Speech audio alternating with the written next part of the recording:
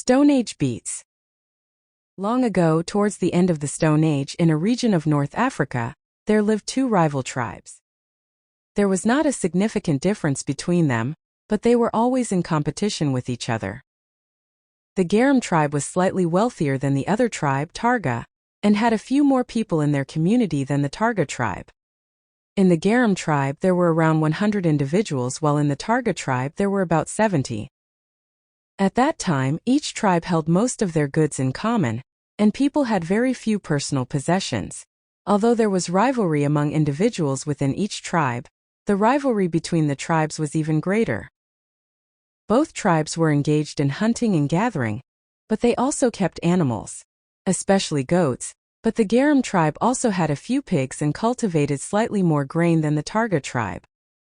The tribes lived quite close to each other. Taru was a clever boy who lived in the Targa tribe. His parents were quite respected in the tribe because they were skilled, especially in grain cultivation. Whenever the tribe gathered to decide something related to community life, they always took into account the opinions of Taru's parents. What I haven't told you yet is that they were respected not only for their skill but also for their beautiful boy, who had a talent, if we can call it that. He liked to run through the village sometimes, to jump up like small children do when they are happy, and to the rhythmic sound his feet made, especially if he did it somewhere on a ground that resonated well, to those sounds he danced. Sometimes he even sang, and as he grew a little, he made all kinds of drums with which he beat the rhythm. He used wood to build the bodies of the drums, cutting different shapes and sizes to produce different sounds. Then he stretched goat skin over the wooden frame to form the striking surface, using plant fibers to fasten the skin to the frame. And the drums that turned out the best, whose sound he liked, he painted them with red and with black as he liked. But what made him even more special was that every time he sang and danced loudly, the rain would come. People liked this because it didn't rain very often for them and they needed rain a lot. So as soon as they noticed this, that after he danced the rain came, they liked him even more. One day the tribe held a gathering because they needed to decide on an important issue for everyone. Their problem was that a large herd of gazelles had appeared nearby, and they felt that the rival tribe was hunting many more gazelles than they were, and in general they were wealthier than them, which was true. And what some in the tribe thought to do was to set fire to the houses of the rival tribe. Some agreed, others didn't, but it seemed like the voice of those who agreed was stronger. However, Taru disagreed. He got really upset. He tried to convince the others not to do such a thing. How could such a thing cross your minds? Do you realize what you're saying? To set fire to the entire Garam tribe? What are they guilty of? Do you realize that their children, the elderly, and their animals will suffer? What are they guilty of? That they are better hunters than us? It would be better for us to craft improved tools, with which to hunt more easily. Or to choose from our tribe those who are best at hunting and have them teach us all how to hunt. Or we can cultivate more grain and keep more animals, then we won't need so many gazelles. Or we can all move a little further away, where there is plenty to hunt. Do you realize that if we set fire to the Garam tribe, people could die? And what if they die? We'll have more food left, and those who don't die will have to rebuild their huts. It will take them some time to rebuild them, and they won't have as much time for hunting, at least until we hunt down this herd of gazelles. And in the end, whose side are you on? Aren't you from our tribe? Go and stay with them, if you side with them more than with us. That's what they told Taru, and they continued discussing all the details of how to set fire to the neighboring tribe. Taru didn't even stay for these discussions. Feeling saddened, he left them and went home. As they agreed, the next night, all the homes of the Garam tribe were engulfed in flames. No one saw them set the fire, but it was very clear to everyone that the Targa tribe was guilty, and it wasn't an accidental fire, because all the homes caught fire almost at the same time.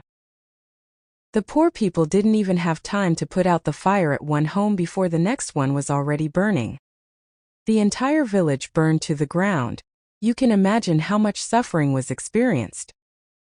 Fortunately, no lives were lost in the fire, but quite a few animals died, and the ones that didn't die ran away wherever they could. None remained. It was an immense tragedy. It took the people of the Garam tribe quite some time to rebuild everything, and since they lost the animals they kept, they were forced to hunt even more. So the whole action was in vain for the Targa tribe, as the gazelles remained even fewer than if they hadn't set fire to the neighboring tribe. However, they were punished even more severely for their deed.